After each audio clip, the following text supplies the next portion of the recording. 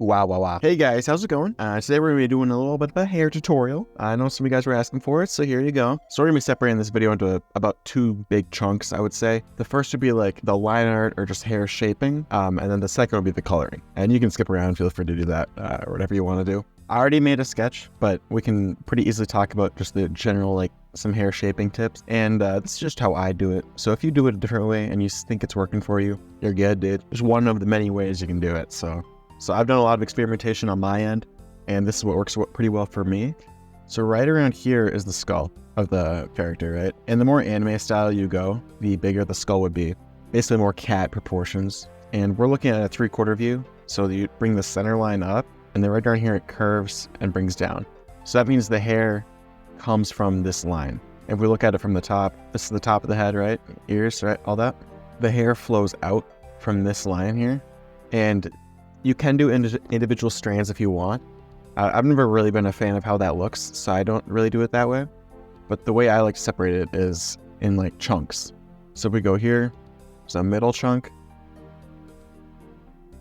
left, right, sides, and then you do the same, depending on the hairstyle here, you do the same for the all around. Just it helps have a cleaner look. And you can, like, obviously, if we look at this middle one here, we have this main chunk, but it still does break apart. You want it to flow outwards because it gets small and then it flows out. So you don't want it to be like this and just straight, because if you think about it, it would break up a few times across the width. So that's just something you want to keep in mind. Don't really overthink it too much. And you can look at a lot of real life pictures aren't necessarily the best for thinking about how to separate it. But just look at some of your favorite artists and kind of see how they do it, and just try and imitate how they do it. And then another thing is, if we bring back the skull here, there is distance. Hair has a thickness. And if you find that your character's hair looks a little greasy or just like really flat, this is what you want to do, is you want to have it be a consistent size around the skull. And really how fluffy you go and like how much distance you have. More distance, the fluffier it looks. That's kind of just up to you and your style, though, at that point. But no matter what, you still want to have some of the thickness. Even if you're doing, like, realism, whose hair is still, it has a thickness, depending on your hair type. So this person has straight hair, so it's not crazy. But if you have, like, really curly hair, thicker, just some things you want to keep in mind while you're drawing it. And then if we go to base colors, I did everything besides the hair here.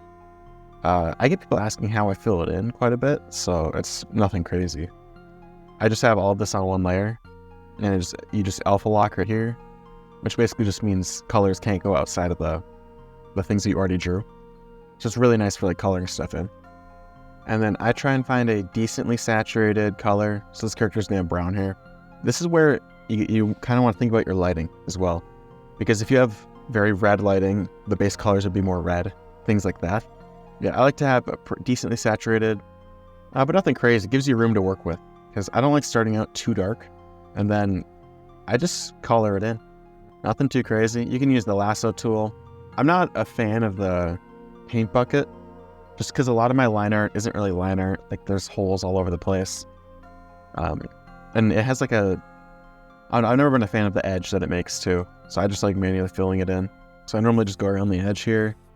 Big brush, get close.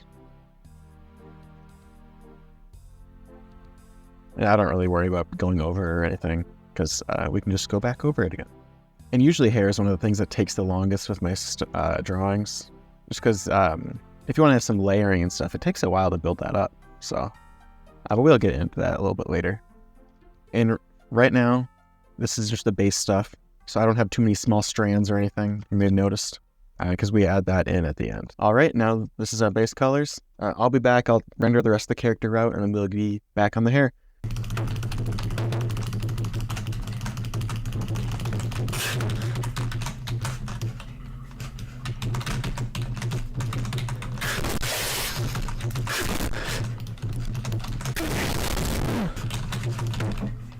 All right, here's the rest of the shading, and now we can hop into the hair.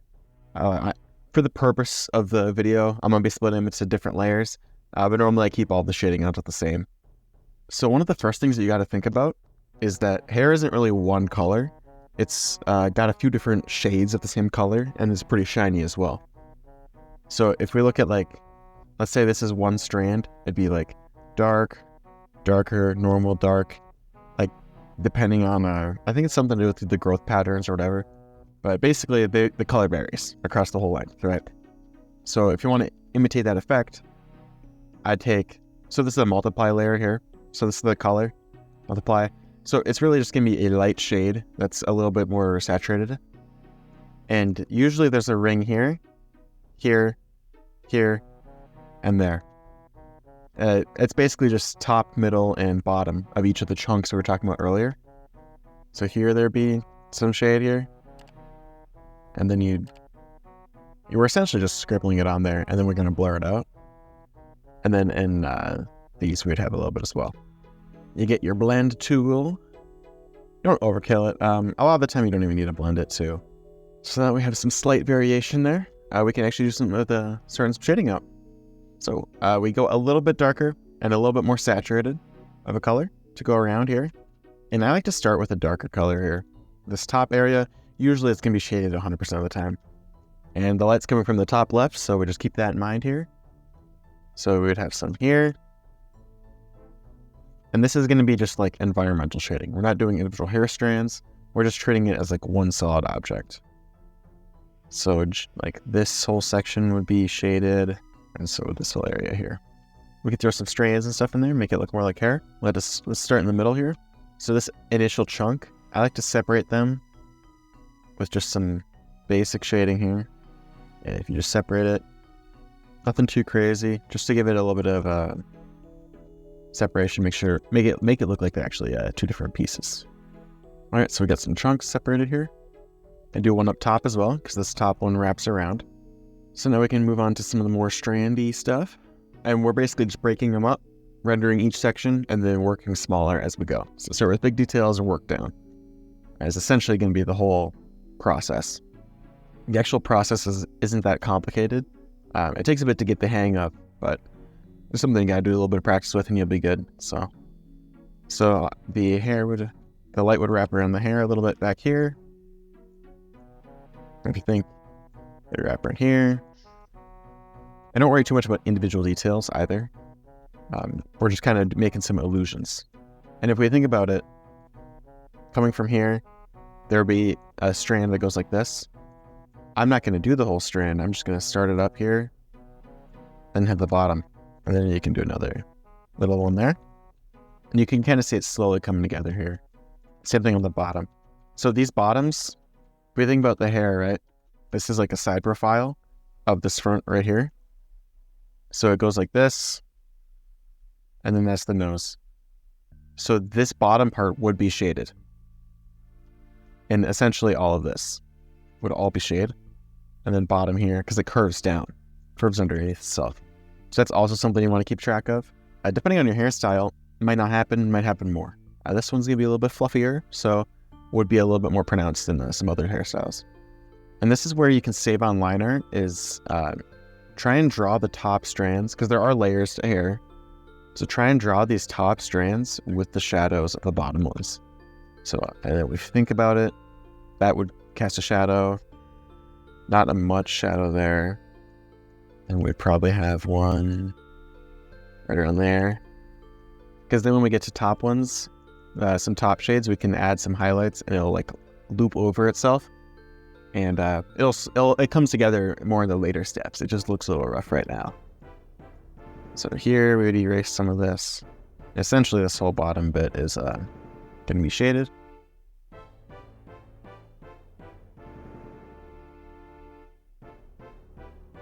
But sometimes I erase this shade and put it back in later. Kind of depends on the section. For this front section, I think we're going to just have to add it back in later. But sometimes it works out. So try to avoid having each of these strands level. That'll make your hair look weird. I don't really know how to describe it, but if all of these were at the same level, like this and this, it's going to look a little off. And that's something that happens kind of subconsciously a lot of the time. So you'll probably catch yourself doing this quite a bit. So just be kind of aware of it, keep it in the back of your mind, and just look out for it when it does happen. Because then you just make one longer, make one shorter, and it's a pretty easy problem to fix.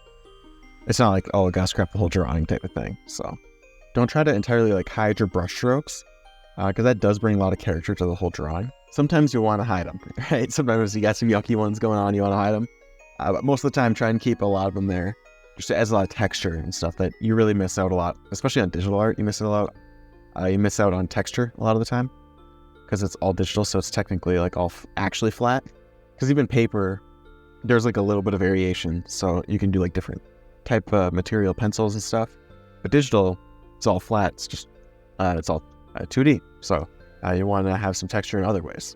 And then again for shading, to go down one darker color here, you go a darker color, so less luminosity and more saturation. And generally, you bring the hue closer to purple. And you just kind of tweak with these values until you find something that you like. I typically like to have 2 to 3 shade colors. I don't want to go too much more about that. And then we essentially just kind of do the same thing. You just go over the same areas, but what you think would be darker. So like this strand is going over this strand. So that would be a shadow right here.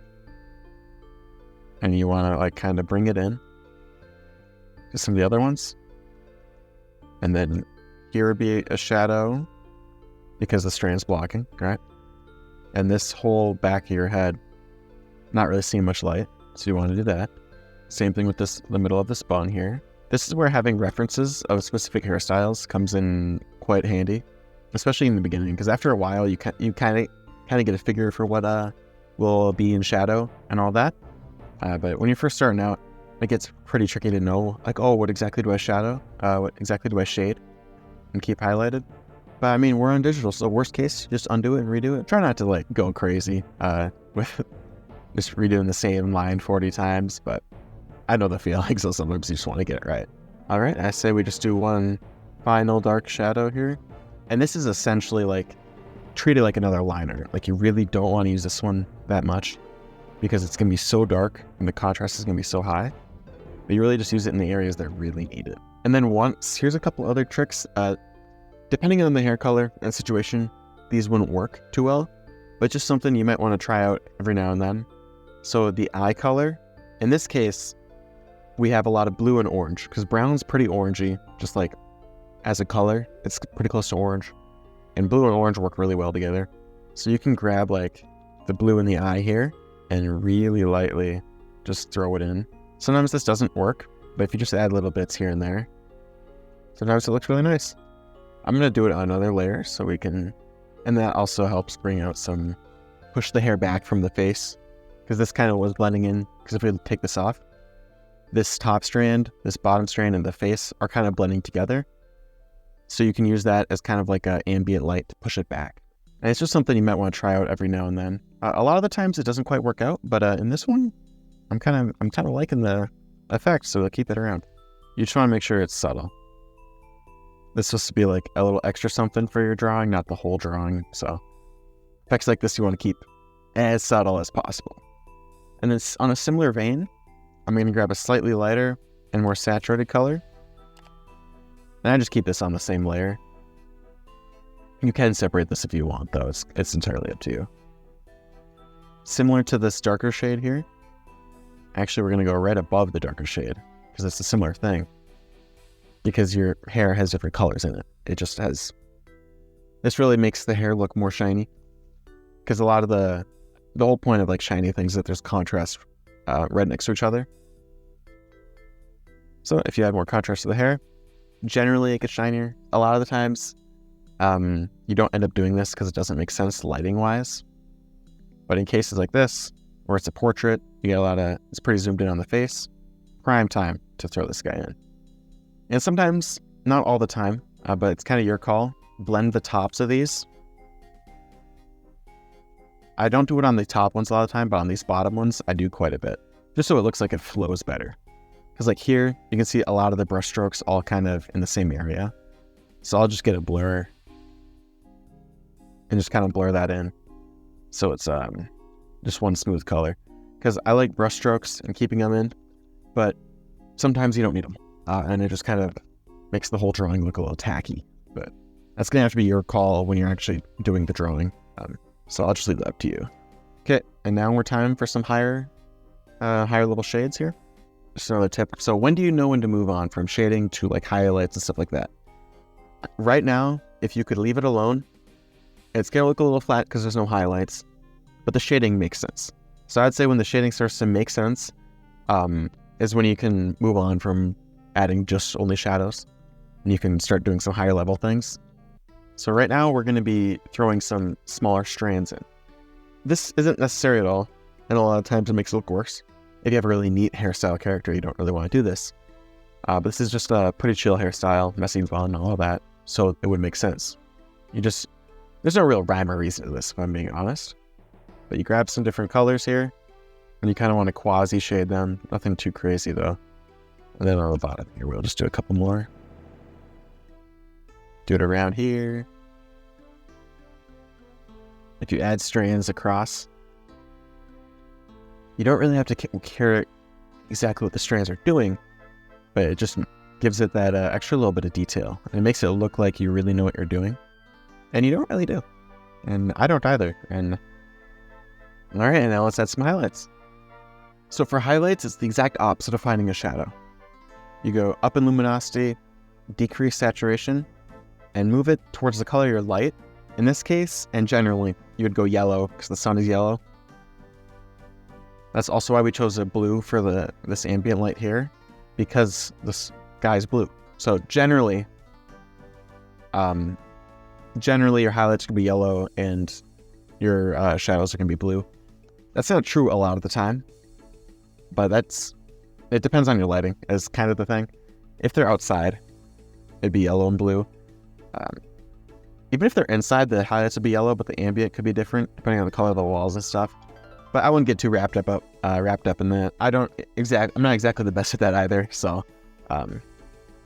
that's where you just want to look at like some old master paintings, like some Leonardo and all that, and you'll kind of get it figured out from that. You want it to be pretty bright, and this we're literally scribbling. I get a decently sized brush, and this is just a round brush that I'm using. It's nothing crazy. It's just a circle that you can pressure. It's pressure sensitive. It's one of the basic brushes of Photoshop. So I'm not in Photoshop, but you just scribbling up. You kind of want a wavy pattern. So wave and then erase the waves here. And then what you can do is when it goes through a shadow like this, you can erase it to make it sharper. And kind of separate it up.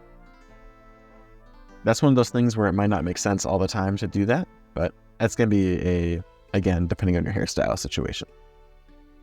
And just do a few dots here and there, up top, because this side here is facing the sun. So it would have a little bit. And then do some little dots here and there on these strands. Because if you just do a line like this and then a dot, it'll look shiny. Not when you're zoomed in, but end result, if your colors are right, it'll work. Just keep it simple. Don't really worry about a lot of these smaller details. So when the whole side is facing the highlight, like this side here, I like to do a solid line. So a lot of the times covering the line art entirely, just so it looks like this side is darker than this side. This is highlight level number 1. So we'll have like essentially a white after this. And I use the same as the skin here. Very, very white yellow. Not quite pure white because I want the only pure white to be in the eyes. But we go essentially the same thing. It's just a big line, a dot, big line, dot across the whole thing. And then only do the whites on the side that is getting hit by the light, just so that lighting makes sense. Oh, look, now it's shiny. And that's essentially it. I like to keep my shading pretty simple. And if we look at the layers here, we have 1, 2, 3, 4, 5, 6, 7, 8. Or 9, I guess. So, yeah. 9 layers, not too bad. Normally, and this makes it so pretty much whatever computer you're on, you're good. You don't have to worry about 400 layer drawings and really be killing your laptop. Let me know if you enjoyed this tutorial, and if you'd like any more, hit the sub button and comment what you would like next. I I'm thinking about an eye or skin potentially, eye or skin tutorial next. But hey, let me know whatever you guys want and I'll just roll with it. And if you guys wanted to see my drawing for like better reference for like layers and some of the shadings or settings or whatever, I have a Google Drive linked under here with the like .csp file, as well as like a pretty high resolution of the finished product, so you can zoom in and do all your stuff with that. If you got any questions for me, just ask them in the comments. If it's a question I can answer, I'll answer it pretty quickly. But I think that's all I got for you guys. So see ya.